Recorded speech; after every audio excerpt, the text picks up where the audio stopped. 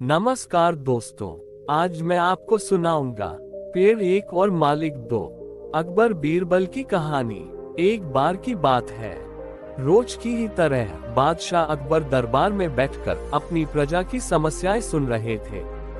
सभी लोग अपनी अपनी समस्याएं लेकर बादशाह के सामने हाजिर हो रहे थे और तभी राघव व केशव नाम के दो पड़ोसी अपनी समस्या लेकर दरबार में आए।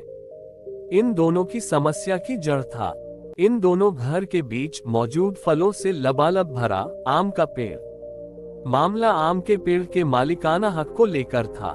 राघव कह रहा था कि पेड़ उसका है और केशव झूठ बोल रहा है। वहीं केशव का कहना था कि वह पेड़ का असली मालिक है और राघव झूठा है। पेड़ एक और मालिक दो का मामला बहुत उलझा हुआ था और दोनों में से कोई भी हार मानने को तैयार नहीं था।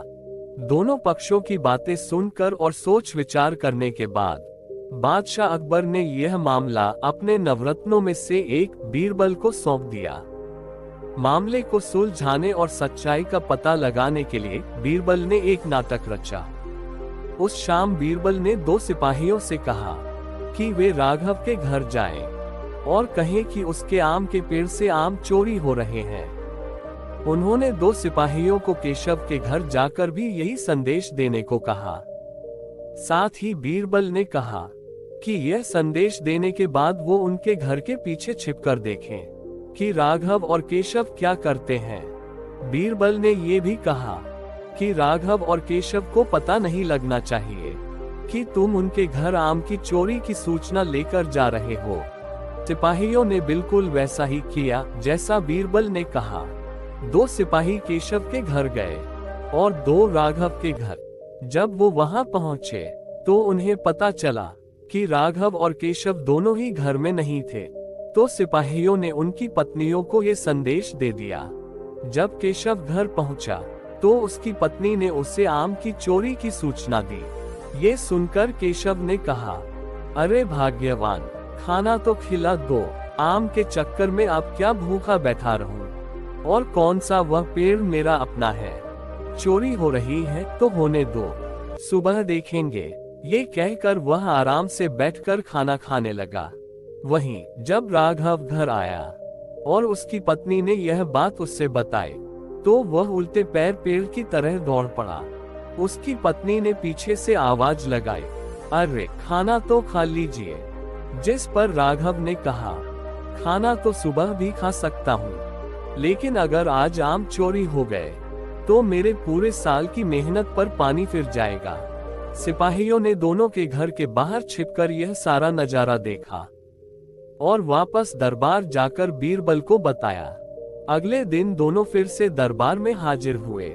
उन दोनों के सामने बीरबल ने बादशाह अकबर से कहा, जहां पनाह सारी समस्या की जड़ वह पेड़ है, क्यों न हम वो पेड़ ही कटवा दें।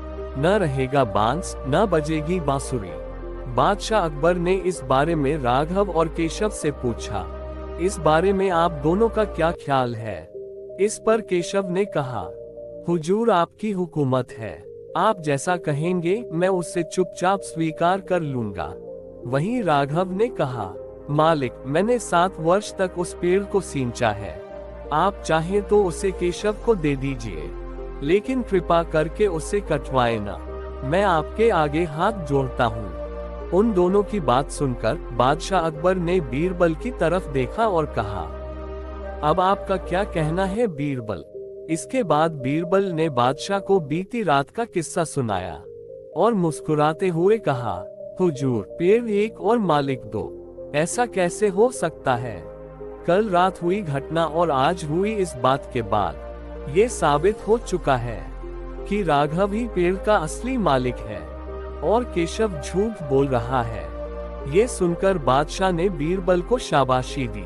उन्होंने अपने हक के खातिर लड़ने के लिए राघव को बधाई दी और चोरी करने व झूठ बोलने के लिए केशव को जेल में बंद करने का आदेश दिया। कहानी से सीख। एक पेड़ और दो मालिक कहानी से हमें ये सीख मिलती है कि परिश्रम किए बिना छल से किसी और की चीज चुराने का अंजाम बुरा होता है। धन्यवाद दोस्तों।